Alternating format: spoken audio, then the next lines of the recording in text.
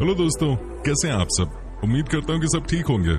दोस्तों, आज हम जिस देश की बात करने जा रहे हैं वो देश भारत का पड़ोसी ही है, जिसके साथ हमारे कई वर्षों से संबंध रहे हैं। वही यहाँ के लोग बड़े इमोशनल होते हैं, तो वही इस देश की खूबसूरती और यहाँ की सफाई अगर आप देख लेंगे तो लगेगा ही नहीं कि ये रियल है। समुद्र की लहरें और ठंडी ठंडी हवा इस देश की शाम को एशिया की सबसे खूबसूरत शाम बना देती है। यहाँ का खाना, जिसमें मछली और अलग अलग तरह का सी फूड शामिल है, वो आपको एक बार खाने के बाद हमेशा याद रहेगा। दोस्तों, आज हम आपको सैर करवाने जा रहे हैं श्रीलंका की। तो बिना देर किए चलते हैं इस शानदार देश की यात्रा पे। लेकिन हाँ, आपसे एक रिक्वेस्ट जरूर है कि आप इस वीडियो को एकदम अंत तक जरूर देखिएगा, क्योंकि अगर खूबसूरत श्रीलंका नहीं देखा तो क्या देखा। क्या आपको पता है कि श्रीलंका का नाम श्रीलंका कब पड़ा? आपको लग रहा होगा कि कई सालों से होगा शायद, लेकिन दोस्तों ऐसा नहीं है। 1972 में श्रीलंका नाम से जाना जाने लगा। उससे पहले सन 1505 में जब पुर्तगाल के लोगों ने इस देश को ढूंढा तो उन्होंने इसका नाम सिलाओ रखा। लेकिन जब ब्रिटिश के हवाले ये देश आया तो उन्होंने इसका नाम सिलोन रख दिया। ये देश एक छोटा सा द्वीप है जिसका कुल एरिया है 65,610 स्क्वायर किलोमीटर। लेकिन इस छोटे से देश में भी इतनी चीजें हैं जिसे देखते देखते कोई बोर नहीं हो सकता। दोस्तों, हमारे देश की तरह श्रीलंका में भी अलग अलग धर्म के लोग रहते हैं, जिसमें बुद्धिस्ट सबसे ज्यादा संख्या में है। इनके अलावा क्रिश्चियंस, मुस्लिम्स और हिंदूज भी इस देश में रहते हैं। देश की कुल आबादी है 2.1 करोड़, जिसमें 70% बुद्धिस्ट हैं, 14% हिंदू हैं, 7% इस्लाम धर्म को मानने वाले हैं, वहीं 9% आबादी ईसाई धर्म को मानने वाली है। मुझे लगता है कि हम में से आधे लोगों को यह पता होगा या लगता होगा कि श्रीलंका की राजधानी है कोलंबो, लेकिन आपको बता दें कि ये गलत जवाब है। श्रीलंका की वर्तमान में राजधानी है श्री जयवर्धनपुरा। अब दोस्तों, आगे से इस बात का ध्यान रखिएगा। श्रीलंका में 2 तरह की मुख्य भाषाएं बोली जाती हैं। पहली है सिंगली और दूसरी है तमिल। हालांकि इन दोनों भाषाओं को बोलने वाले लोगों के बीच में कई बार आपस में झड़प हो जाती है, क्योंकि दोनों का दावा है कि श्रीलंका को यहाँ तक पहुंचाने में उनकी भूमिका मुख्य है। दोस्तों, एक समय था जब श्रीलंका को हाथियों का देश कहा जाता था। यहाँ पर 20वीं सदी की शुरुआत में हाथियों की संख्या 15,000 से 20,000 हुआ करती थी, लेकिन कई लोगों ने हाथियों को मारने का काम शुरू कर दिया। आज की तारीख में यहाँ पे मुश्किल से 6 से 7,000 हाथी ही पाए जाते हैं। वैसे दोस्तों, आपको क्या लगता है कि श्रीलंका का नेशनल स्पोर्ट क्या होगा? हमें से बहुत लोगों को लगता होगा कि श्रीलंका का नेशनल गेम होगा क्रिकेट, क्योंकि वो बहुत अच्छे हैं इस खेल में।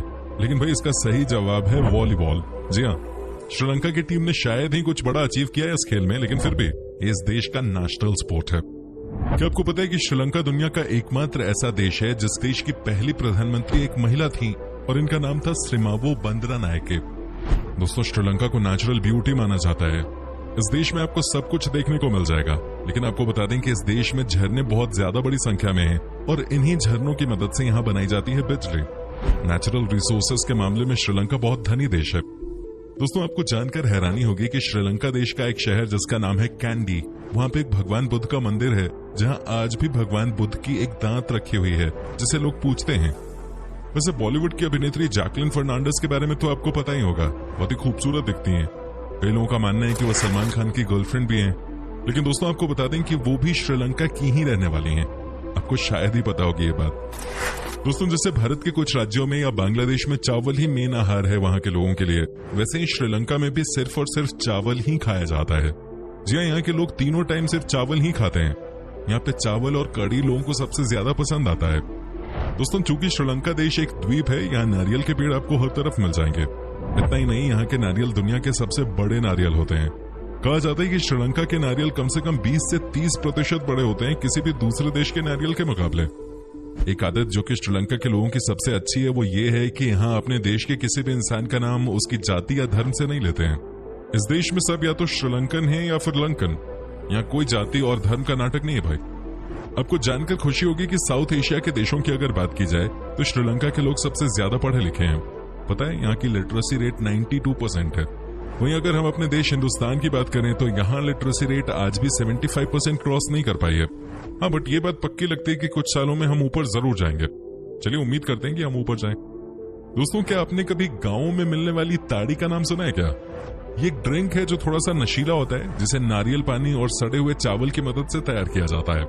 यकीनन आपको पता होगा इसके बारे में। श्रीलंका में भी इसको सब पीते हैं।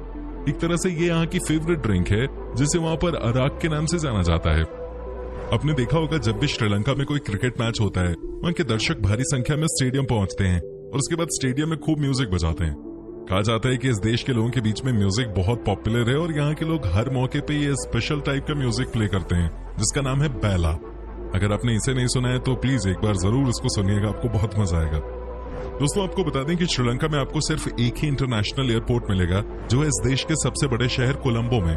यहीं से आपको किसी भी देश की फ्लाइट मिलती है और किसी भी देश से आते हुए आप यहीं लैंड भी करते हैं। वैसे तो श्रीलंका छोटा सा देश है, लेकिन पैसों के मामले में यह देश और यहाँ के लोग किसी से कम नहीं है। भारत की तुलना में यहाँ प्रति व्यक्ति आय दुगुनी है। कहा जाता है कि यहाँ पर भी करोड़पति लोगों की कमी नहीं है। दोस्तों आपको बता दूं कि 20वीं सदी की शुरुआत में भी श्रीलंका मलेशिया से बहुत ज्यादा प्रभावित था और उनके ऊपर डिपेंडेंट भी था, लेकिन 2016 आते आते श्रीलंका ने अपने आप को आत्मनिर्भर बनाने के लिए कई बड़े कदम उठाए।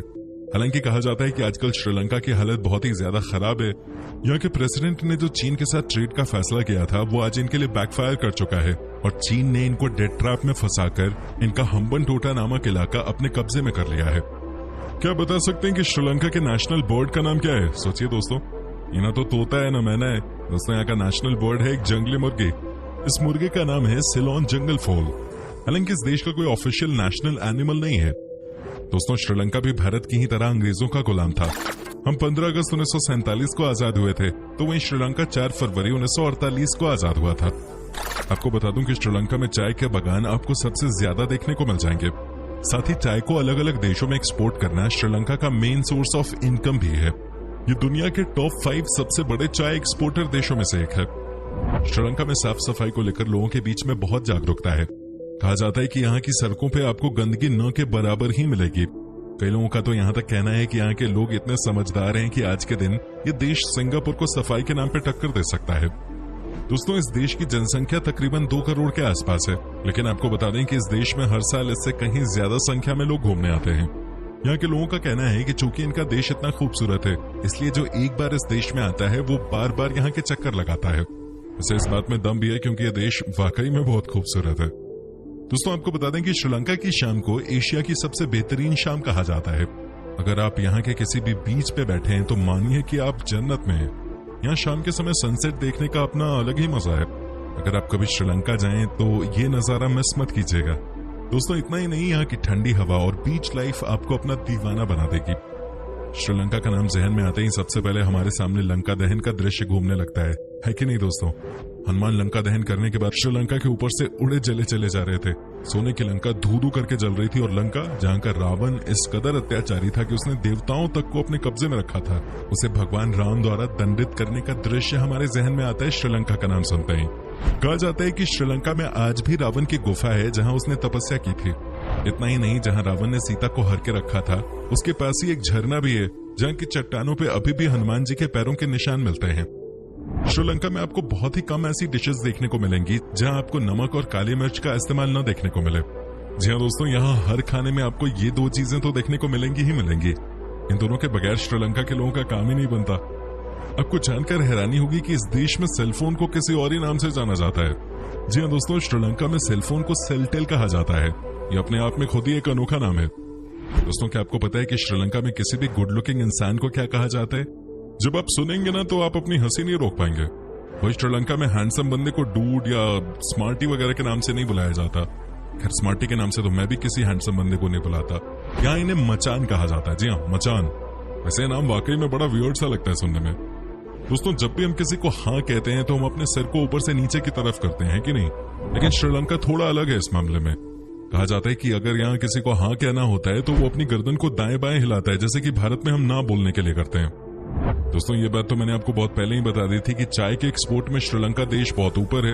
यहाँ के लोग खूब मेहनत करके चाय का बागान लगाते हैं, लेकिन आपकी जानकारी के लिए बता दें कि चाय से पहले श्रीलंका अपने कॉफी प्रोडक्शन के लिए वर्ल्ड पॉपुलर था। दोस्तों अगर आपको कभी भी श्रीलंका घूमने का मौका मिले तो बस आपको यहाँ के जहरीले मच्छरों से बचकर रहना है। इन्होंने यहाँ पे बहुत तबाही मचाई है। हालांकि यहाँ की सरकार ने मलेरिया पे लगभग पूरी तरह से काबू पा लिया है। आप जब भी श्रीलंका में जाएं तो एक बात जरूर याद रखिएगा कि यहाँ गलती से भी भगवान बुद्ध की फोटो गलत तरीके से न लें। भगवान बुद्ध की फोटो के साथ कुछ ऊट पटांग न करें, क्योंकि यहाँ के लोग और यहाँ की